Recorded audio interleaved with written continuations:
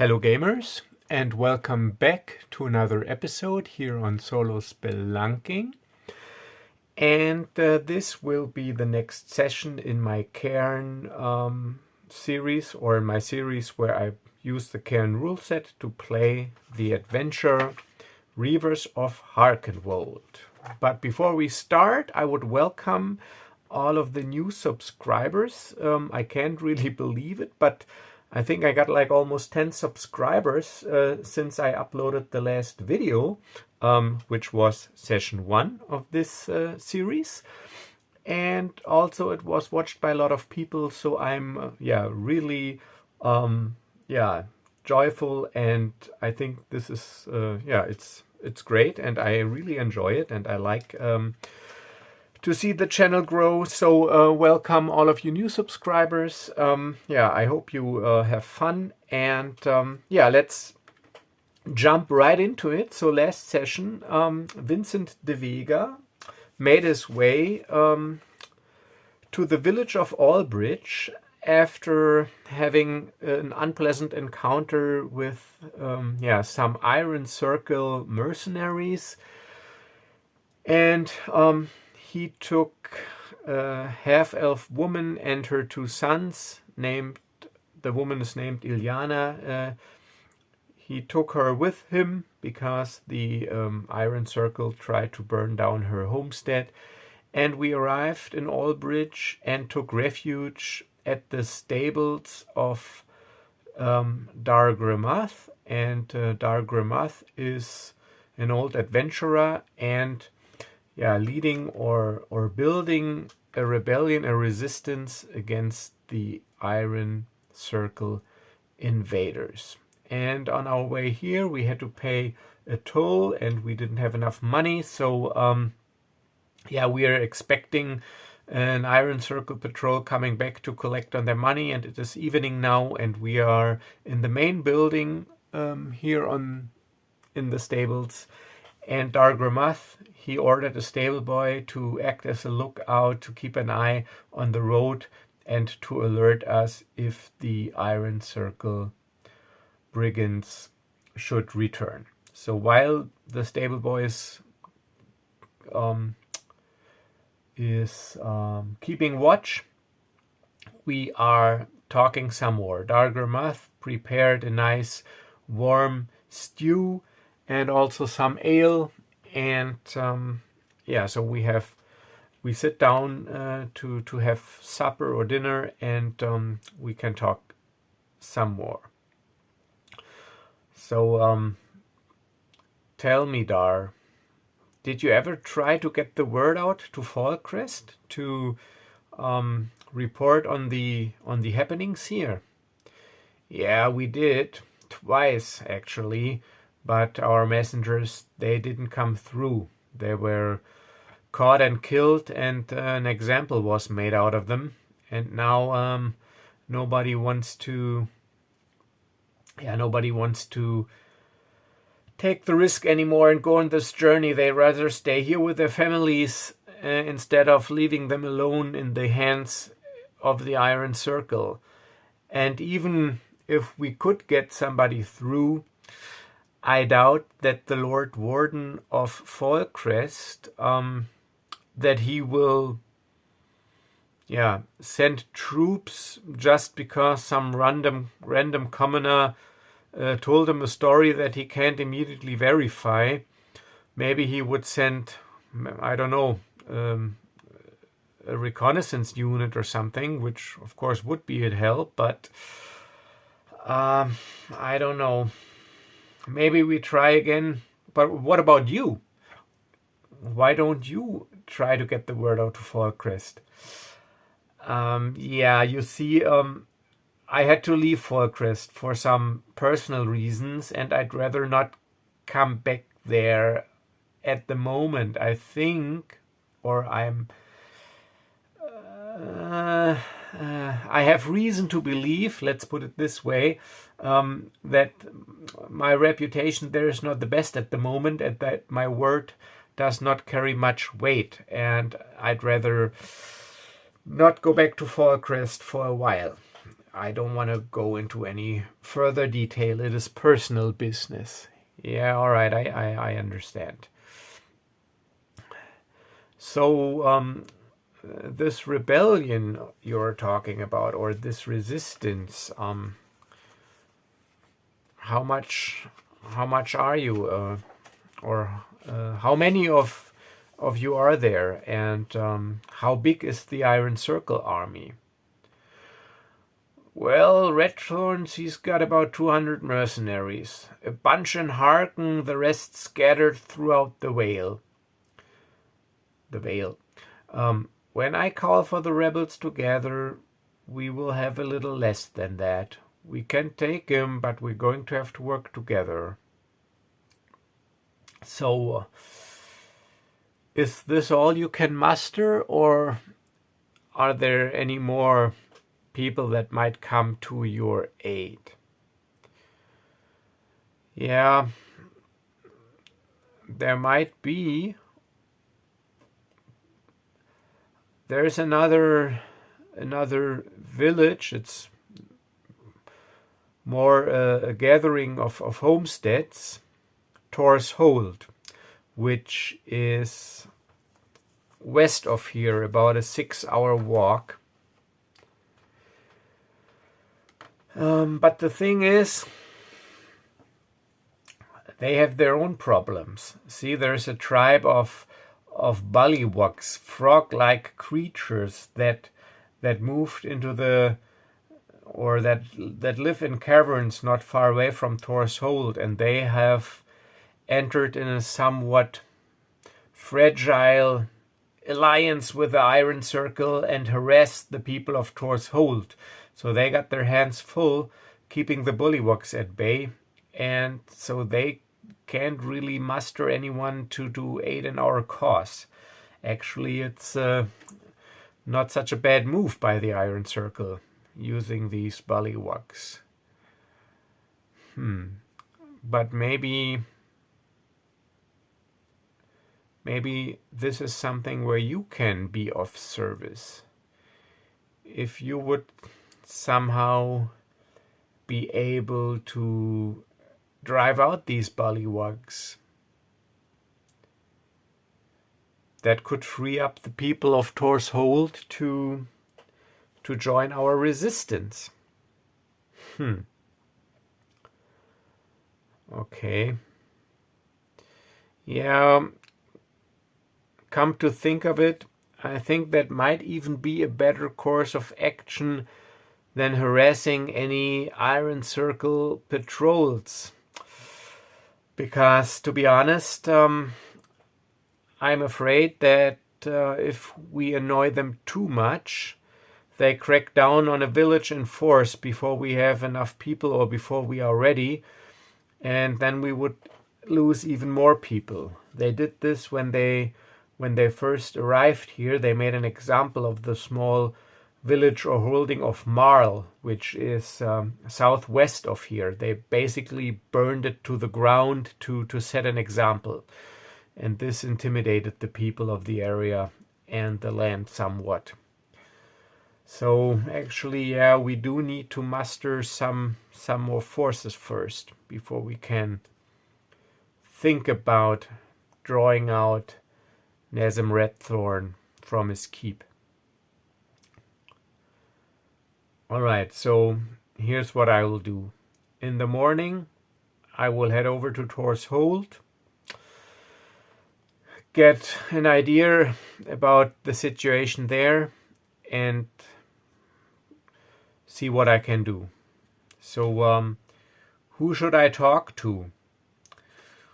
Well, the elder of Torshold is Brent Thorsen, and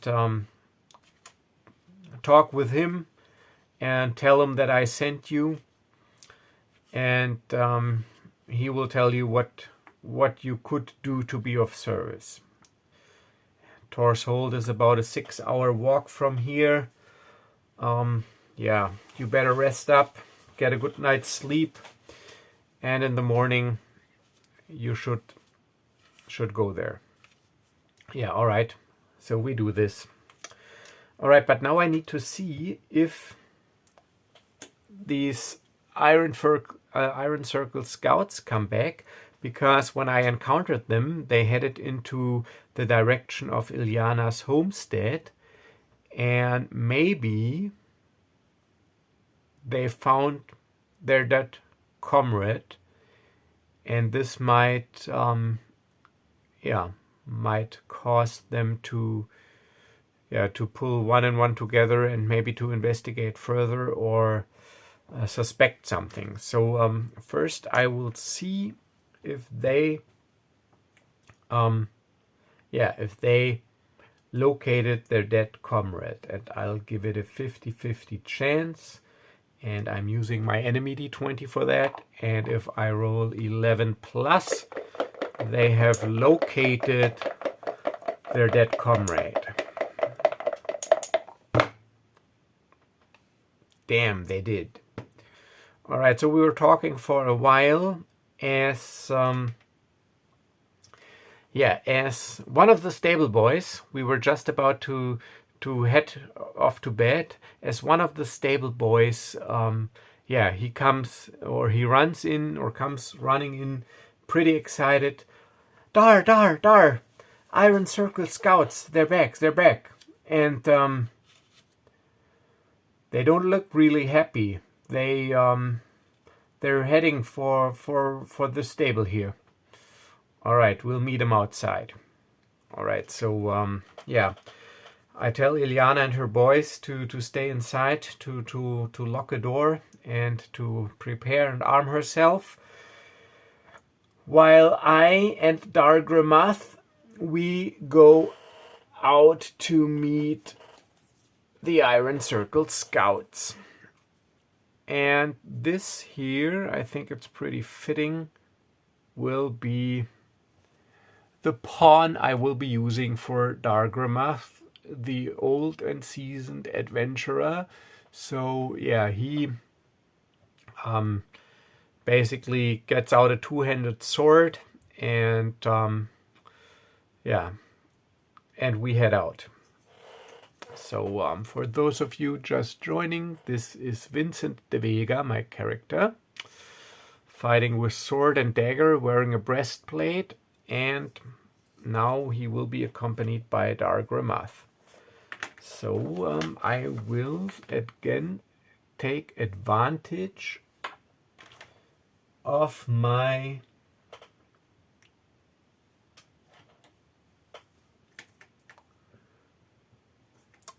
acrylic sheet and sketch out this encounter area real quick. So the road, it just comes down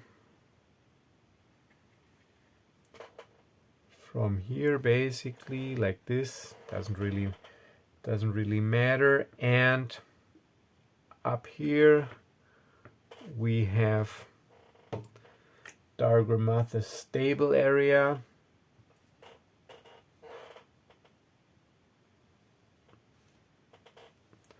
Like so. I gotta be careful that I do not knock over my camera.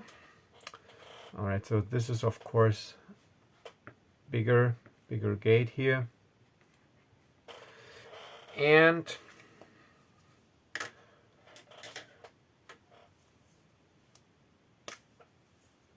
we have some underbrush here. And also some bushes over here.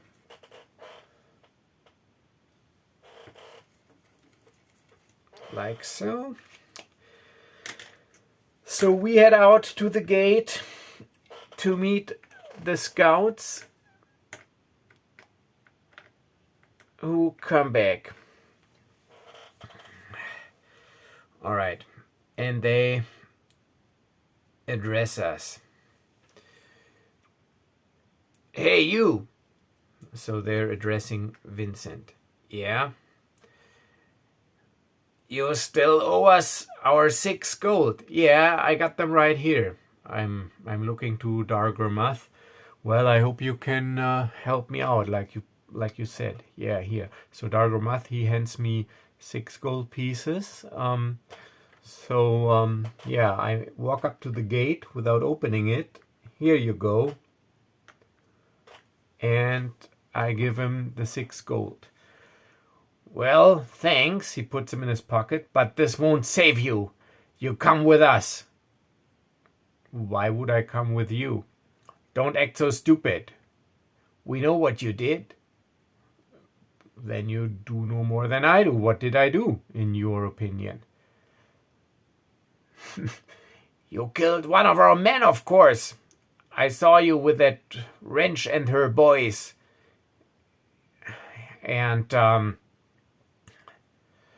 one of our guys, he wanted to take care of her, and he's dead. And then we saw you with her coming down the road. So either you come with us, or we will come and get you. And not only you, we will make an example of this village. Well, this must be a terrible misunderstanding. All right, so this guy, he moves back a little, gets his bow out, and this guy, yeah, he raises his hand axe. I'm going to say this only one more time. Come out now. Okay, so I'm looking at Dargrimath and whisper, get ready.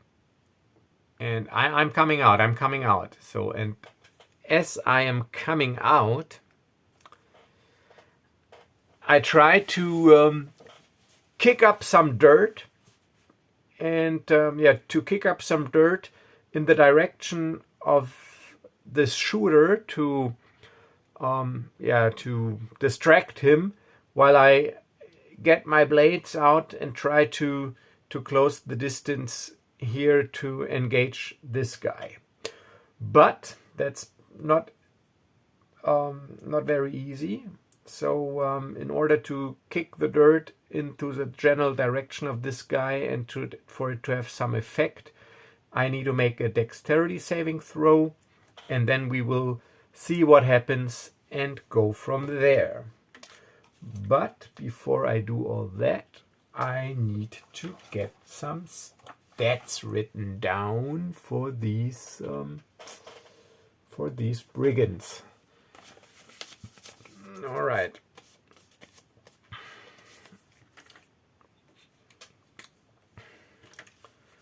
So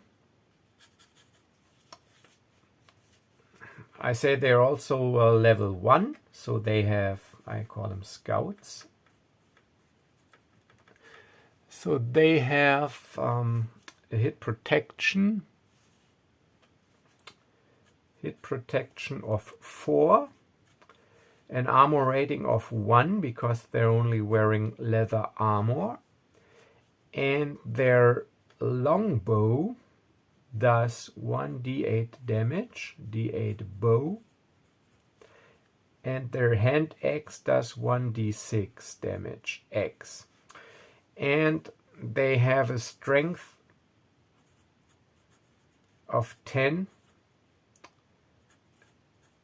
dexterity of 12, and a willpower of 9.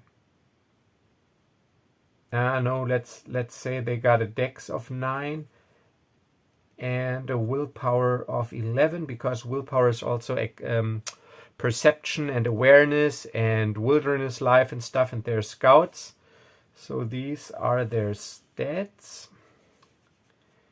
And yeah, and we will go from there.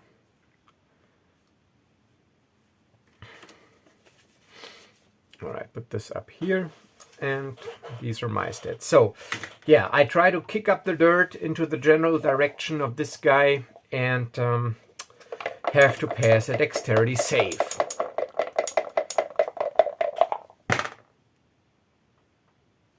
Ah, damn! Natural 20, which is of course in Cairn a critical failure.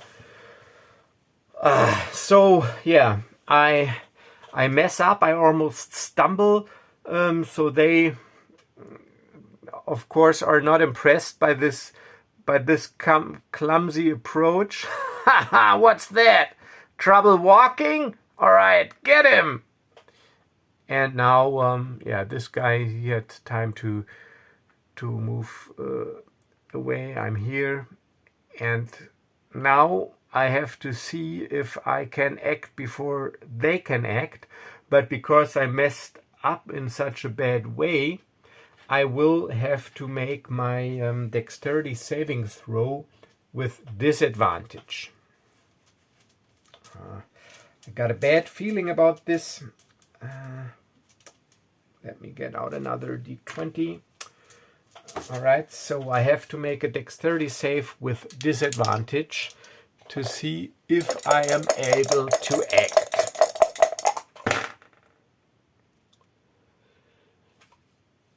Look at this, a 1, but sadly I got disadvantage, so it's 14.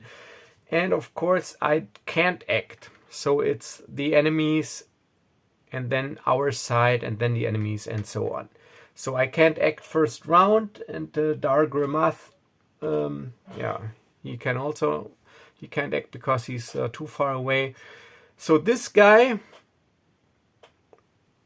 he will attack me with his bow, but first he will move a little bit further backwards to get some more distance between him and me. He will move up to here, and this guy will close the distance and attack with his axe. So now they both attack me. According to Cairn rules, I roll both damage die and take the highest one.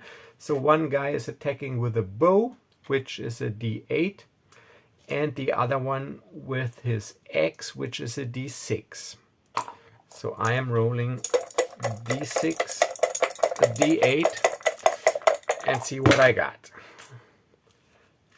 I got 6, of course, but I have a breastplate, which reduces this by 2 to 4, and I have 5 hit protection. So I'm still within my hit protection. I lose 4 points of hit protection. Got 1 point of hit protection left. So yeah, I managed to dodge or duck the blow with the axe, and I'm only yeah, grazed by the arrow from this guy. And now it's our turn. So since I'm already here, I will use longsword and dagger, which is also a d8 and a d6. And attack, of course, the scout with the axe.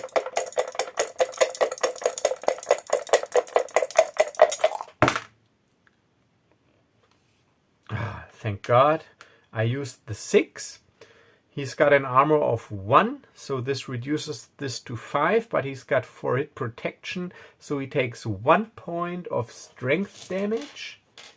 But the important thing is that he is forced to make a critical damage save. So this is strength damage, 1 point, and I will roll his save. He's got strength 10, reduced by 1, it's strength 9. And I make his save. 14, he doesn't make it. So, yeah, I managed to duck underneath his blow and slash at his leg, at his, I don't know what's it called in English, these little muscle strings that, yeah, his strings, I don't know, like so that he can't actually use his leg anymore. So yeah, I slice from the back side, I slice over his leg, and he goes down holding his leg. So he is basically out of the picture at the moment, which means I only did my action. I still have my move, which means I can move and close the distance to this guy. 1, 2, 3, 4, 5, 6. So diagonals are counted as 2. And now I use my fray die. So 1d6, oh wrong d6. I deal another d6 of damage.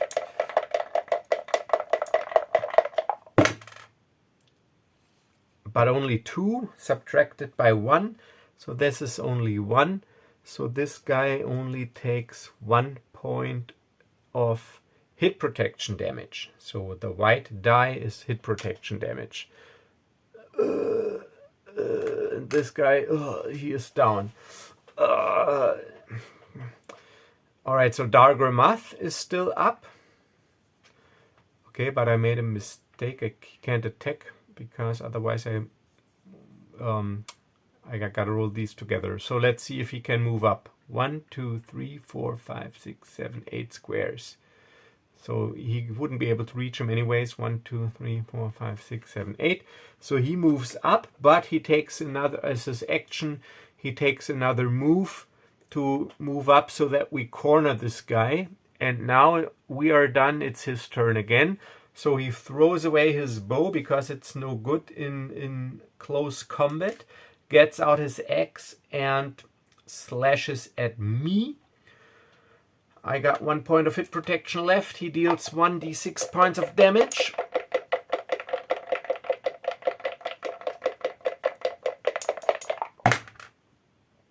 Two. Yes, thanks. So, thank God, I have an armor rating of 2. So, yeah, I managed to jump backwards a little, and his axe carves my breastplate. So that was close, but I made it. So now it is our turn, and Dargramath, he's got yeah, I say he also deals 1d8, and I will deal 1d8 and 1d6. So we both attack the last remaining scout. So let me get out another d8. So, oh sorry, that's a d6. So d8 from Dargramath, d8 from me, and d6 from me. And this is what's hitting the scout, and we take the highest result. So we attack him. 1, 2, 4. All right, not too great. So 4 is, we count the 4. It is reduced by 1 to 3. So he takes 3 more points of hit protection damage. Now he's at 0 hit protection. He took 4 points of hit protection, but yeah, he's still up, and we didn't trigger a critical damage save. But now my fray die comes into play.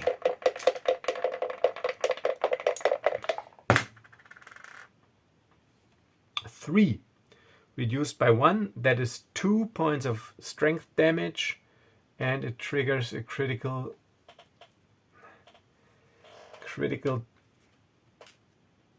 damage save. So let's see if he makes it.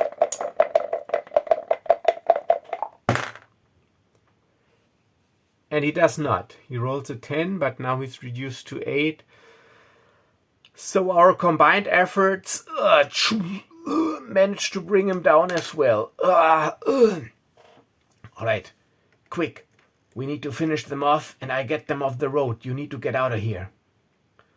All right, so we quickly finish them off with my dagger. I just finish them off, and this guy too. And Dargramath, he drags them. He calls for a stable boy to help him, and they drag the bodies into the stable and hide them someplace. And he goes, "Quick! I know it's late, but you better leave tonight and make camp a few hours away from here. We don't want to draw too much attention. I'll I make sure that these bodies are not found. And nobody has seen you so far, so that's not that bad either. We don't know, maybe they have some spies or informants here as well. All right, so head to Thor's Hold. It is west on here. Just follow the trail, and when the trail intersects with another trail, you head north, and then you will reach Thor's Hold. Do you need anything? Well, I got my water skin, I got 3 rations. I think I should be good. Maybe if you have a bedroll for me and some sort of tarp that I could maybe make a makeshift tent in case it starts to rain or anything. Yeah, let me see what I can do. Let's get off the road quick. So we go inside of the road. And yeah, I gotta check my inventory. I got 8 slots occupied, so I don't really have that much room. Oh, I have a bedroll. Okay, so I only need a tarp, or yeah, like a cloth, like or a canvas, or whatever you want to call it. I don't know the English word exactly. I think it's a tarp. So yeah, I get a tarp. I roll it up and put it underneath my backpack. Not trap, no, tarp.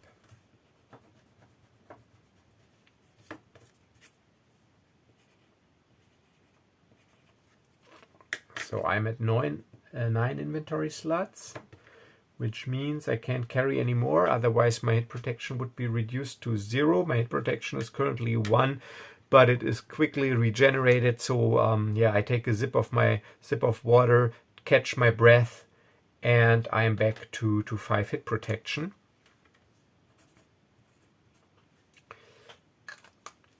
And then, all right, so I hopefully will be back. If not, thanks for taking care of Ilyana and good luck to you.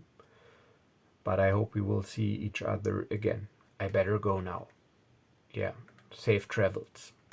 All right, so we say our goodbyes, and I yeah, leave. I follow this road, the King's Road to the south, before I take the trail to Thor's Hold. So let's clean this up a little bit here.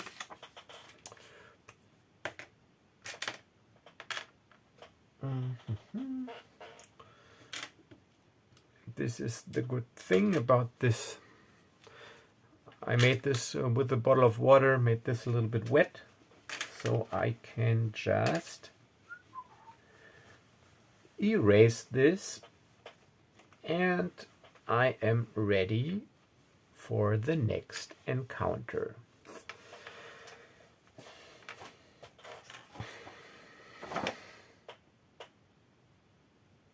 Oh no, I should have taken the way up north. So I took the way up north. Let's see, because the trail to Thor's Hold, it goes this way. So what I will do, I will walk for about an hour, and after that I will try to find a secluded spot of the road to make camp for the night, and to see if I'm able to find a secluded spot which is not that easy to see from the road, and to decrease the chance of a random encounter, I will have to make a will saving throw. So I do not have the survival skill, so I do not get any bonuses.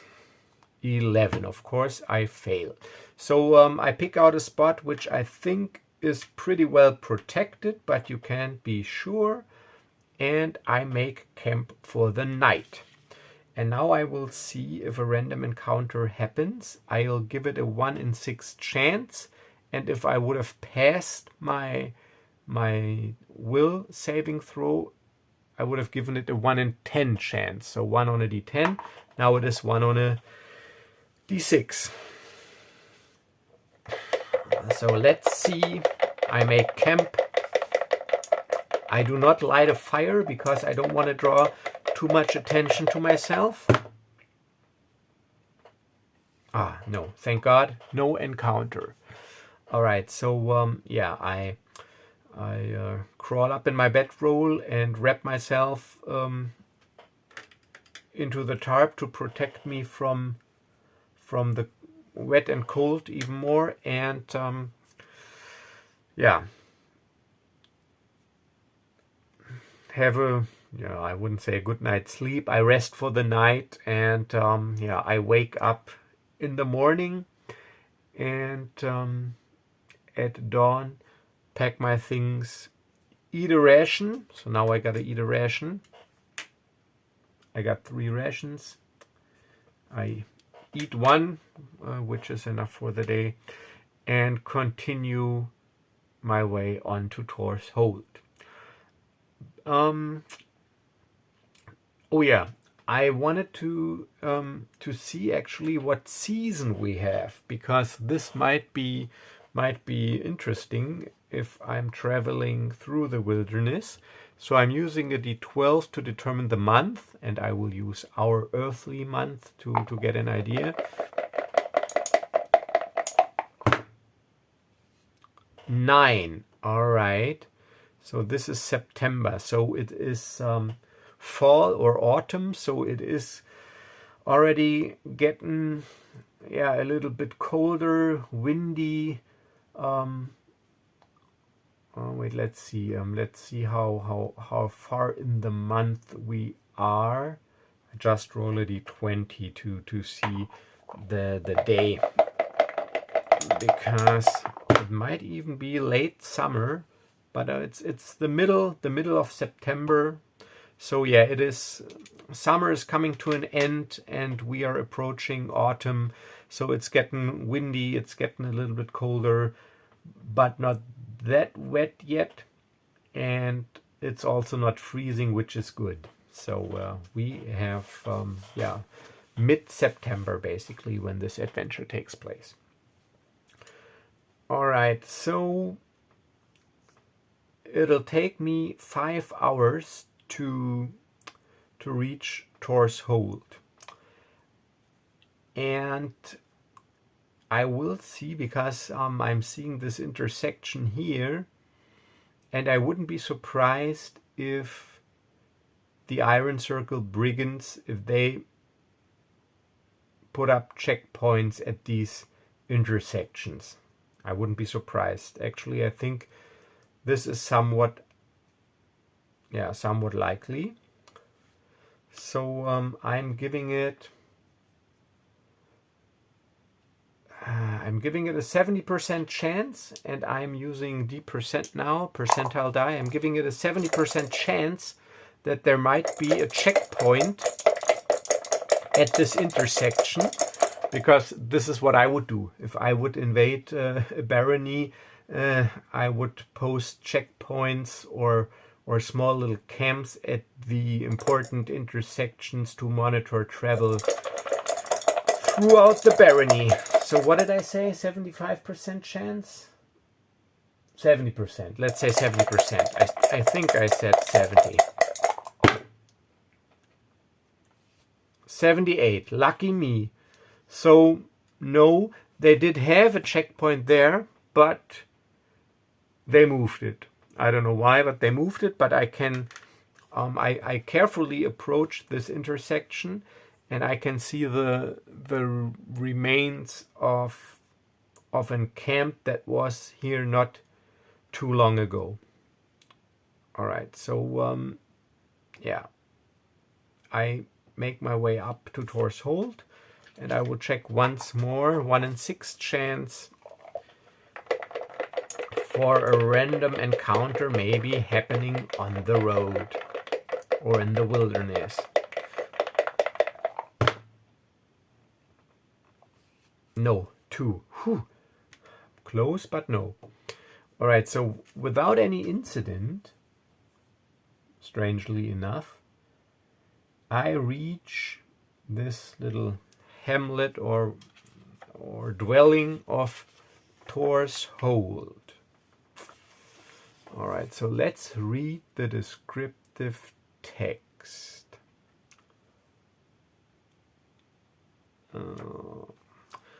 Torshold, population 141. Torshold is a group of steadings belonging to the 7 children of Thor Hammerfist. Old Thor has been dead for many years now, and his offspring have each raised small clans of their own. The elder of Torshold is Brent Thorsen. The trouble with the bullywugs in the Toadwallow Caverns requires the folk of Torshold to spend most of their time defending their lands. As a result, they can't come to the aid of the Harkenwold rebels. All right, we'll see about that. So I enter Torshold, and I'm eyed suspiciously by the farmers and woodcutters and woodworkers. This lonely traveler might be suspicious. Maybe I'm an Iron Circle scout or spy or whatever, so they eye me suspiciously. If children are playing outside, they're rushed inside by their parents. And yeah, everybody is watching my every move. And I just speak to someone that I meet. Do not worry, I don't mean you any harm. My name is Vincent, and I would like to talk to Brent Thorsen. Could you point me in the right direction? This house over there. Well, thank you. All right, so I head over to this house that I was pointed out. And now, this is more OOC now, just for me to get an idea. And for you, I will read what the adventure says about Brent Thorsen. Bran is the elder of Torshold. He is a big, boisterous man of 60 years, the oldest son of Thor, the former adventurer who founded Torshold.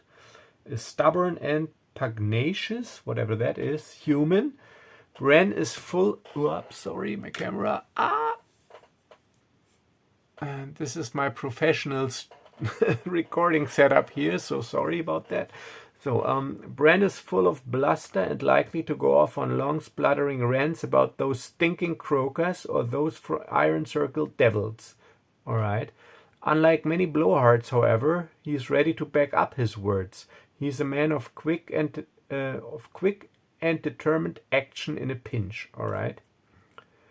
Bran is anxious to muster the fighting folk of the Thorsen clan and march to aid Dargrameth and Oilbridge, but doesn't feel he can as long as the bullywugs in the Toadwallow Caverns threaten his family's homes and fields. If he has to, he'll lead an assault on the Toadwallow with his kin, but he readily accepts the adventurer's help against the bullywugs, reserving his troops for the fight against the Iron Circle. Okay, interesting. All right, so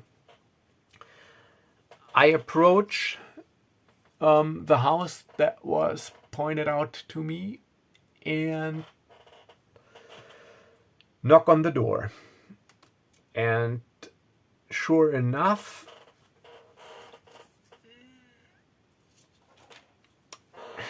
a few moments later, the door is opened by a big man. This will be Brent Thorsen. He looks a little bit past his prime, but still looks pretty determined and somewhat intimidating even. Yeah, what do you want? My name is Vincent.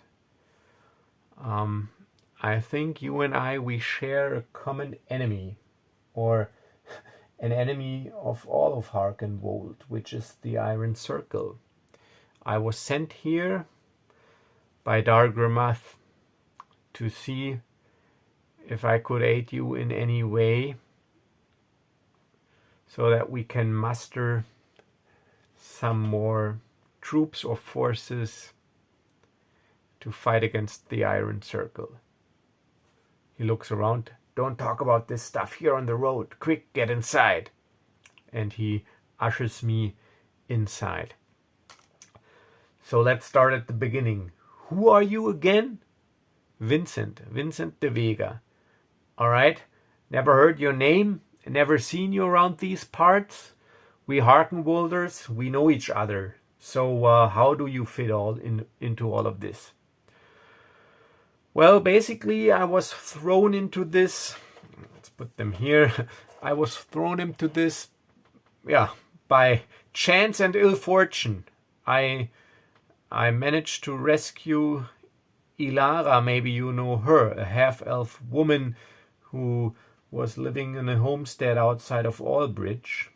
I saved her from one of these Iron Circle brigands. I had to kill him, and this is how I got thrust into this whole thing. And for reasons that do not concern you, I cannot immediately return to Fallcrest, and so it seems like I'm stuck here in Harkenwold, which is, so it appears, seized by an outside mercenary force. Speak of ill fortune. I mean, what are the odds? I was just coming here for some peace and quiet. I wanted to lay low a little in Harkenwold.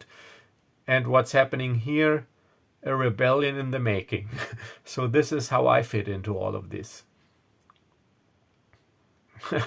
That's quite a story.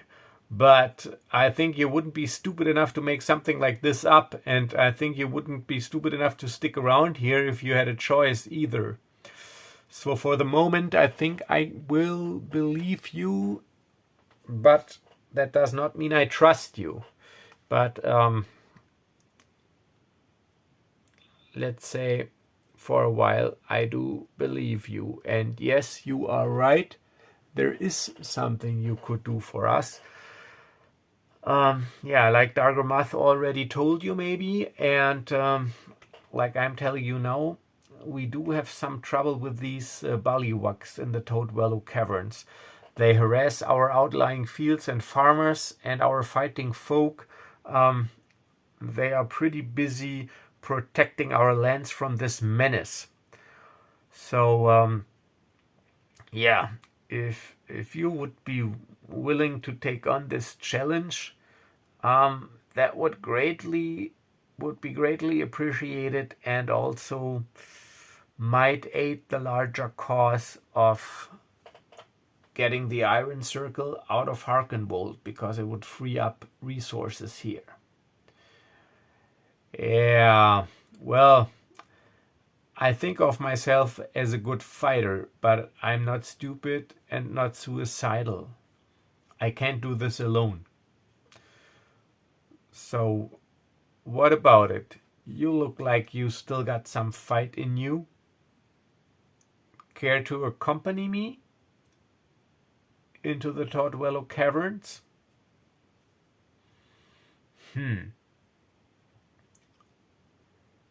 Yeah.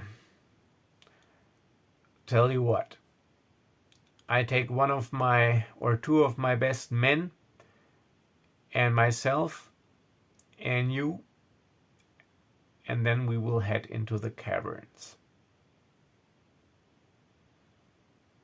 Just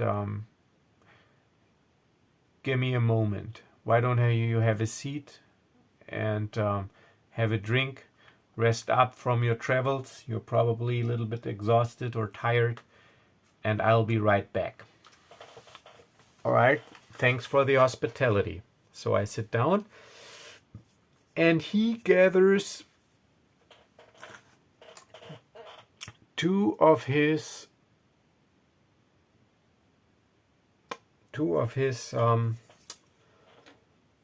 seasoned warriors or fighters. A guy named Milbrit, that's him, Milbrit, and who else can we take?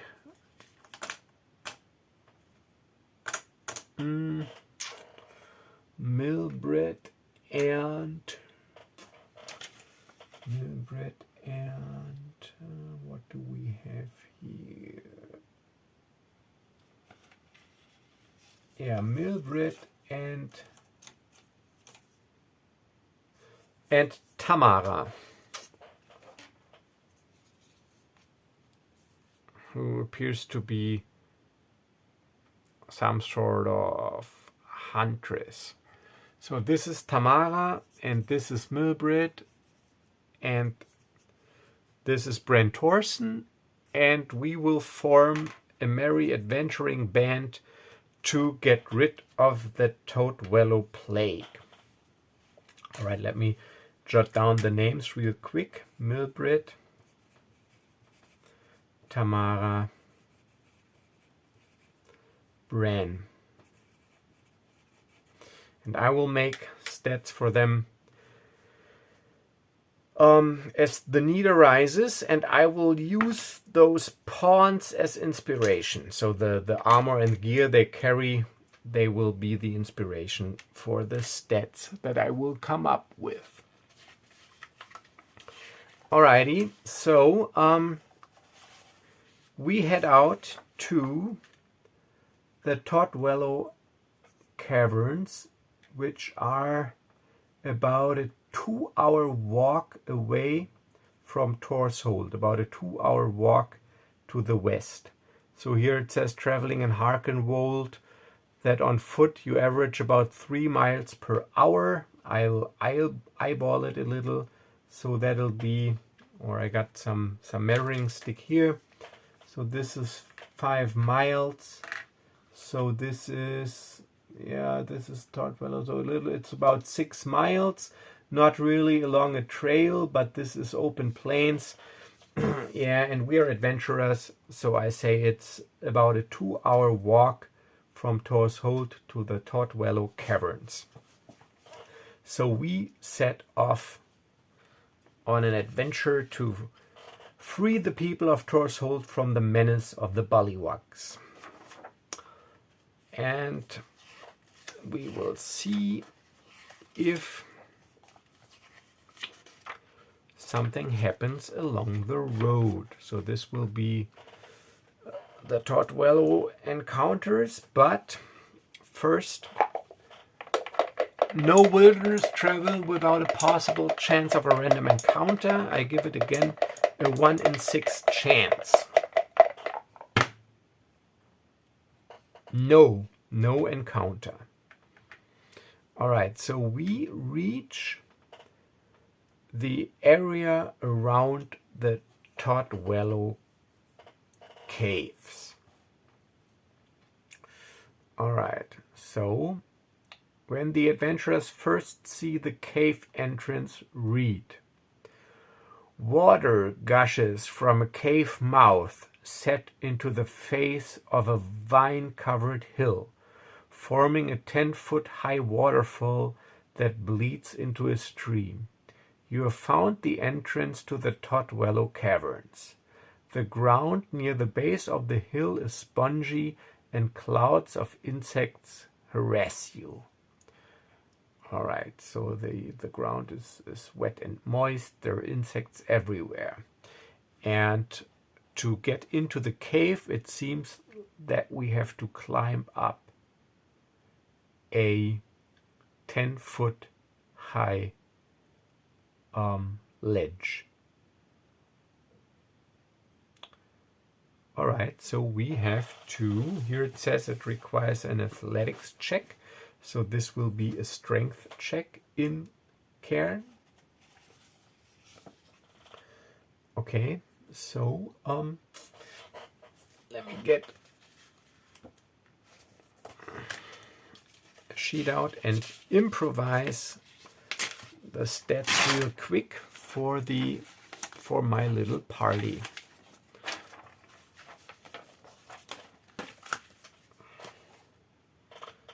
All right, so we start with Bren Torson.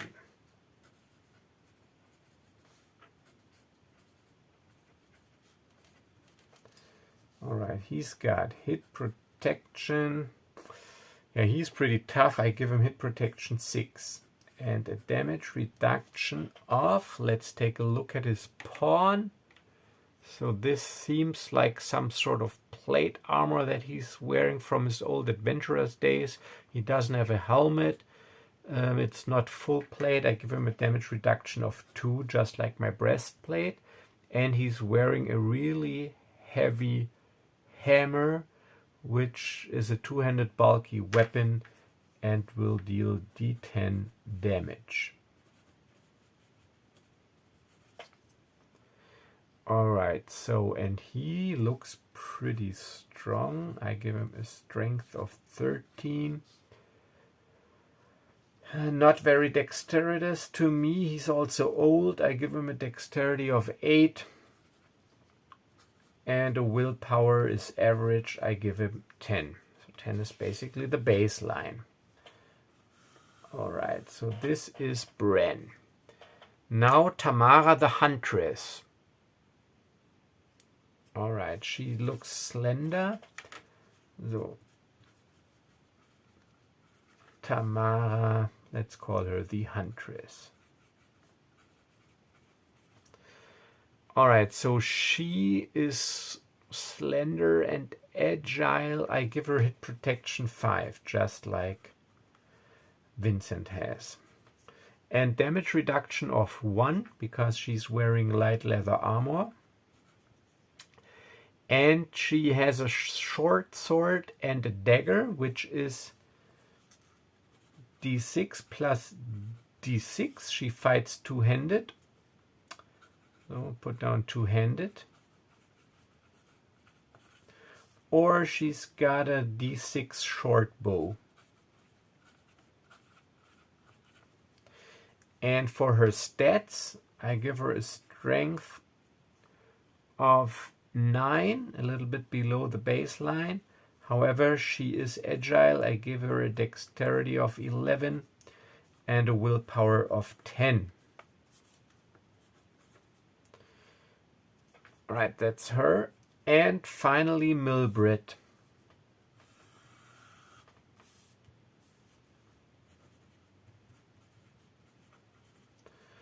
Alright, Milbrit, he is... what is he wearing? Also some sort of half plate. He also looks pretty bulky.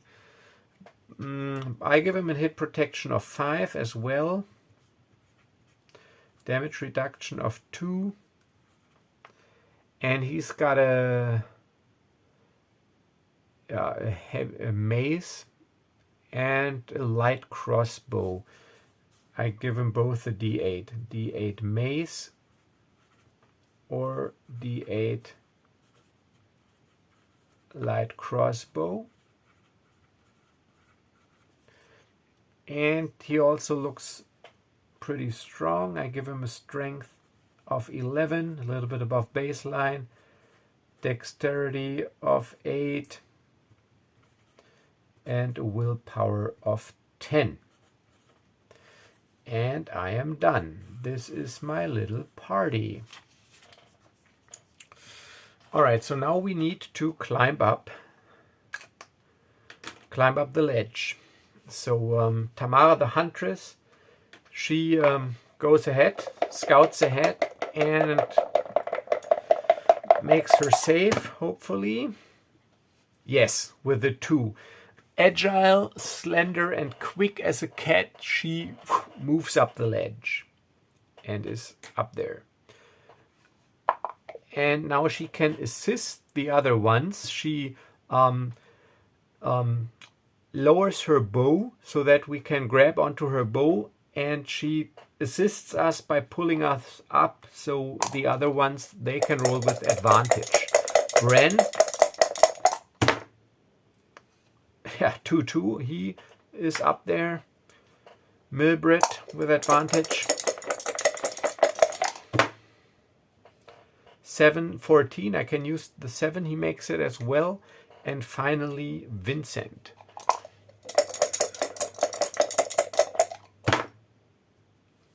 Four. Yes. Ha! Thank you.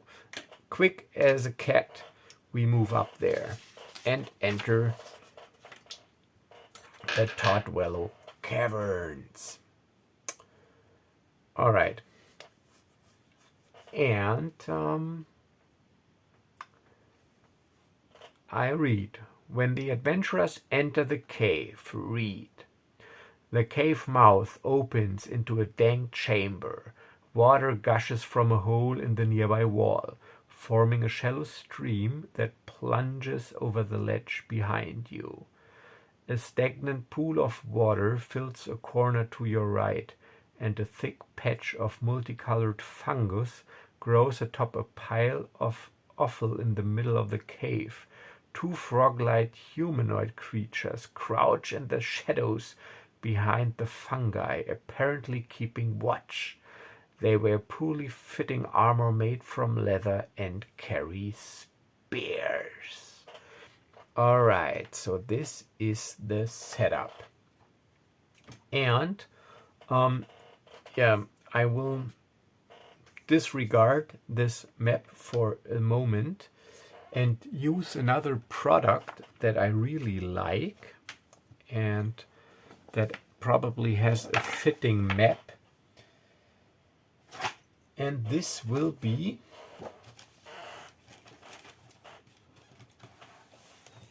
this product right here, which I think it is absolutely amazing. It is the Big Book of Battle Mats from Loki Battle Mats.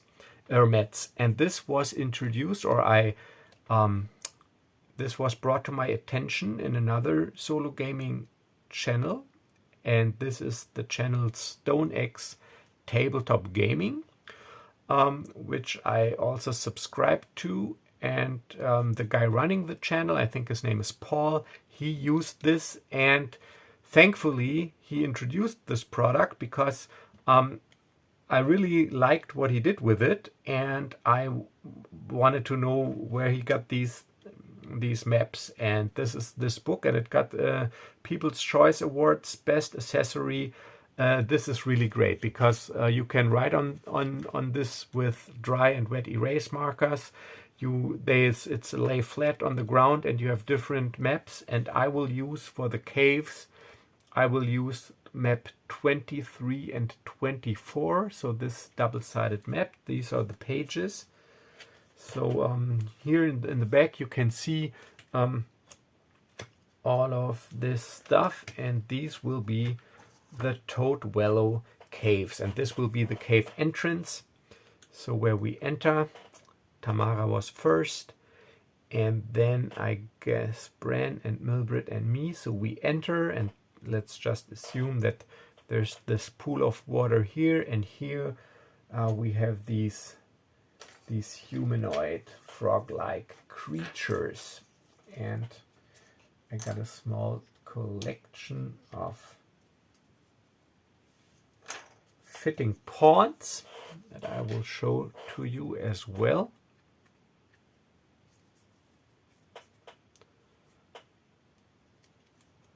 So this is one of those frog-like creatures, and this is the other one.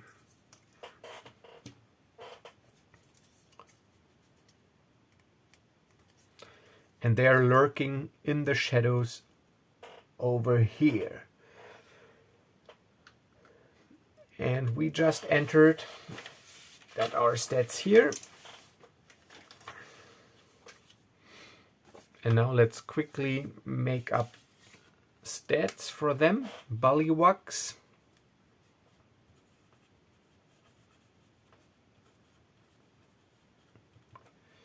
All right, they have hit protection of 5 because they're level 2, and it's 3 plus 1 per level.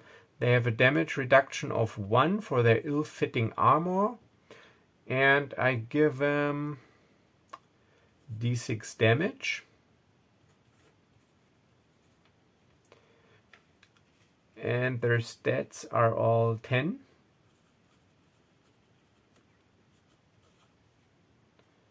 But they have a special ability which is called rancid air. So they smell really, really bad, and if you're standing close and next to them, yeah, you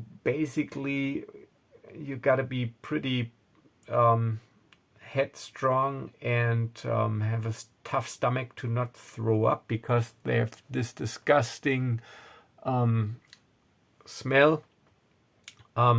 So I will rule that whenever I start a turn next to one of these guys, I will have to pass a will saving throw, and if I do not pass, my attack will be impaired, which means it is only rolled with 1d4, no matter what the damage otherwise would be.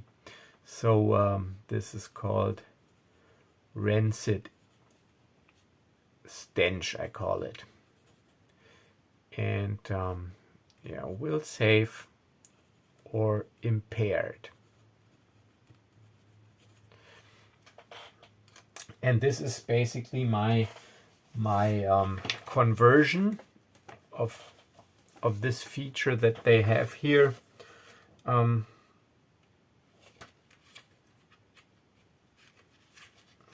Here it is called rancid air, poison, aura 2, and it says each enemy that spends a healing surge, alright, this works a little different, within the aura is weakened until the end of its next turn. So there are no healing surges here, so you can see it. So I just say you got to pass a will save or you are impaired, which is, yeah, weakened, if you will. Alright, so this is the setup, and what I also do, or what I will do, is taking a hint from my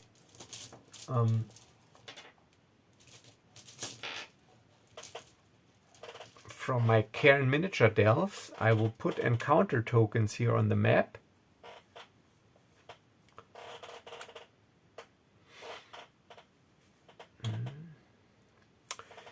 And yeah, when I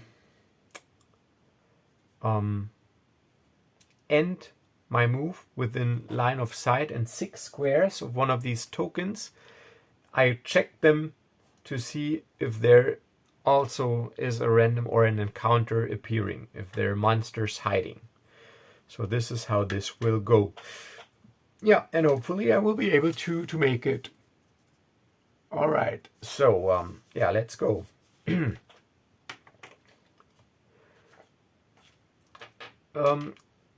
In the description, in the adventure description, it stated that these sentries, they're actually sentries, are not very attentive. They don't pay much attention. So I will rule, just because I can and because I think this will be difficult enough, because there will probably be more enemies appearing, I will rule that we will go first, that we can act first.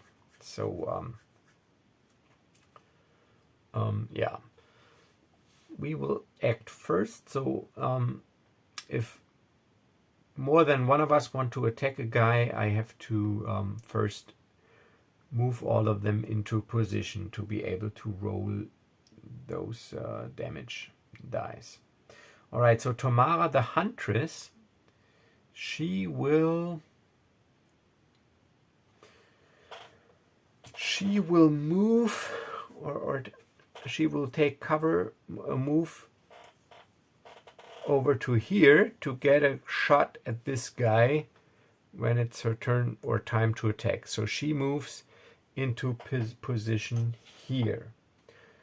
And what I also will do, because I admit I do have some trouble keeping track of who acted and who did not act, I made a little activated counter, and this represents the slot of the base. So everyone that acted or moved already, I will turn the base like so, and the other ones will be like so. So it is our turn. So she moved, And this guy, Milbred, he also has a ranged weapon. He has a light crossbow. So he will take position behind Tamara. So they will target this guy. And we will try to get to this guy. We don't want to engage this guy, so we will be in the way of the shooting. So that's something we want to avoid. So yeah, we try to engage these guys down here. So let's see if I can reach him. I could move 8. 1, 2, 3, 4, 5, 6, 7, 8. No, I need to make a double move, but that's all right. 1, 2, 3. So I will use my move and my action to close the distance. So I have moved. And also Bran. 1, 2, 3, 4, 5, 6, 7, 8. 1, 2, 3. He will move also over here. So now, thankfully, these guys are not within line of sight, and I think we are more than 6 squares away. 1, 2, 3, 4, 5, 6. Yeah. So this is all dark, and what is happening down here is not really noticed over here. So now they attack because we can't attack, and they both attack this bullywug. So Tamara the Huntress, she lets loose an arrow, and Milbred a bolt, and I will roll d6 and d8 and take the highest one. So a d8 and a d6.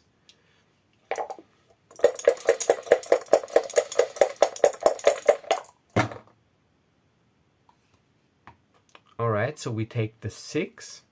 It is reduced by 1 because of the damage reduction, and it reduces the hit protection exactly to 0, but does not trigger a critical damage save. So he's got 5 points of hit protection damage.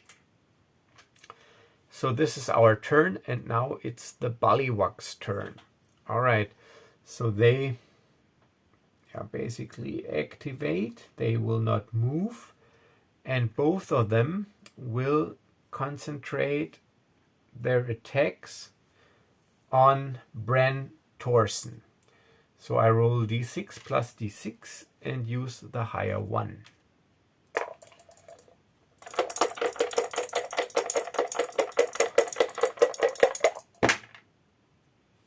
Six, of course 6, which is reduced by 2 to 4, which brings Bran's hit protection down to 2.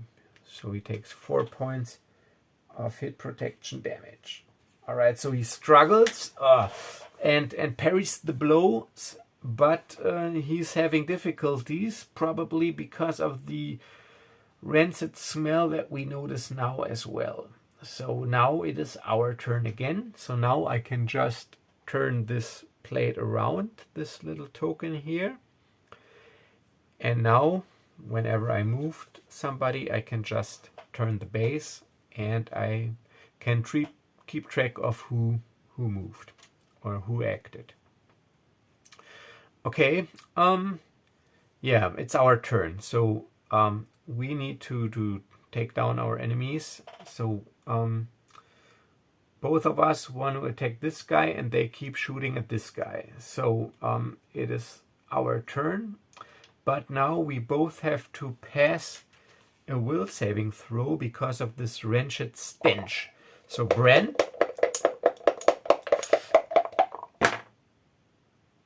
he passes 9, so his attack is not impaired.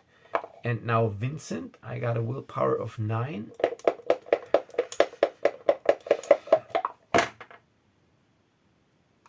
Yes, with a 1. All right, so this is a very disgusting stench. Let's see, can you actually see all of my people down here? Let me take a look at my camera. Yeah, somewhat. I just for the camera, I move them one spot up. All right, so now you can see him better. Yeah, but we both make our will saves, so we can resist the urge to actually throw up because of this really disgusting rancid stench. We keep our cool. We take all of our resolve and attack. So I'm attacking with 2 weapons, D6 and a D8, and Bran is actually attacking with a D10.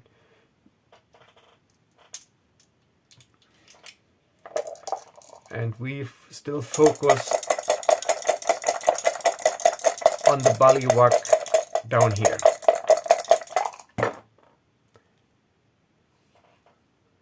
One, 4, 5. Not that good. So we take the 5, subtract 1 for the armor, which is 4. So we do not manage to get his hit protection down to 0 because he's got hit protection 5.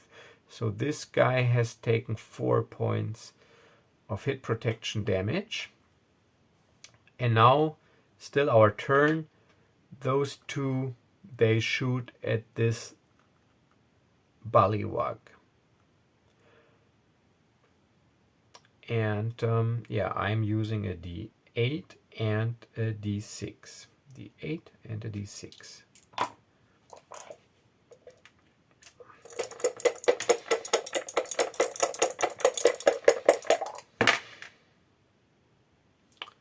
Four, 4, so 4 minus 1 is 3.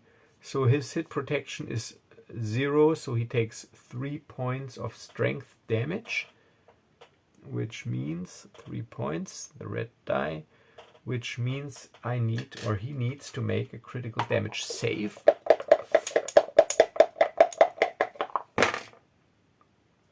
And he fails with a 20. All right, spectacular. So they both take aim, they coordinate their efforts, and while we are focused on this bullywug, a bolt and an arrow pierce this guy's skull, and he goes down. Because he failed with a 20, he is immediately dead. Alright, so they're all activated. This guy, he hasn't acted yet, so he activates. It's his turn now, and he attacks Vincent. And he uses a D6. No, he attacks Bran, because they already attacked him and got him on the defensive. So he attacks Bran. 2, which is reduced to 0 by his armor. So he manages to get his warhammer into the path of the incoming attack and blocks it. Alright, so now it's the end of the round, and now we'll see, because I had to move them because of the camera, but it is how it is. 1, 2, 3, 4, 5, no, 6, 7. I'm still more than 6 away. These guys are still out of line of sight, so we do not trigger this encounter. Alright, so then it is our turn again. The monster acted. It's a new round. Oh wait, almost forgot my Frey die. Now Vincent can still use his Frey die. Which, 6, which is 5, so this takes away the last point of hit protection. And now 4 points of damage remaining, which reduces his strength to 6. 4 points of, he took 4 points of strength damage, and a critical damage save is triggered. And 8 he fails, because he's got 10 minus 4 is 6. So while he is attacking Bran, and Bran blocked with his warhammer, I sidestep, and from behind into the back of his back I thrust my dagger and kill him. Alright, so now we are free to explore the cave further. Alright, so quick.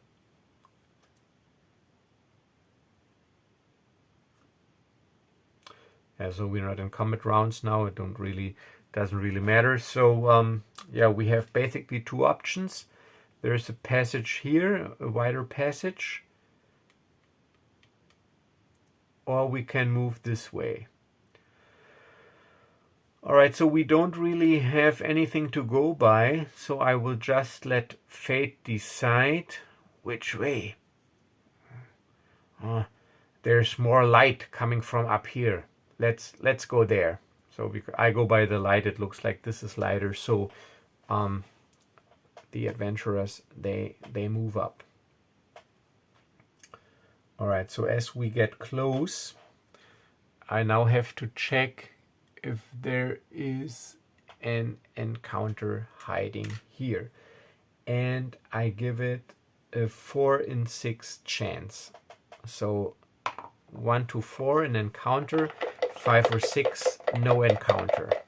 So this is, I'm going off the published adventure now to resolve this. This is what I said in my last video. I'm using this published adventure as the main storyline and the main story points, but I might improvise somewhat the encounters to basically get this feel of surprise. So this is actually my first time playing a published adventure solo. So yeah, I think it is my first time. I might have been back in my old blog days when I tried to, but alright, so of course an encounter, but that is of course reasonable because this is the Bullywug Caves. And so now we do have some more enemies to fight. I turn them all into the... So we, let's just say we formed up a little. This kind of formation. As we encounter bullywugs that come across the corner, maybe they did hear some noise, some fighting, and it looks like that they have a shaman or a mage with them. This guy who has a glowing orb in his hand. So this is the setup. But this is where we will leave off for tonight.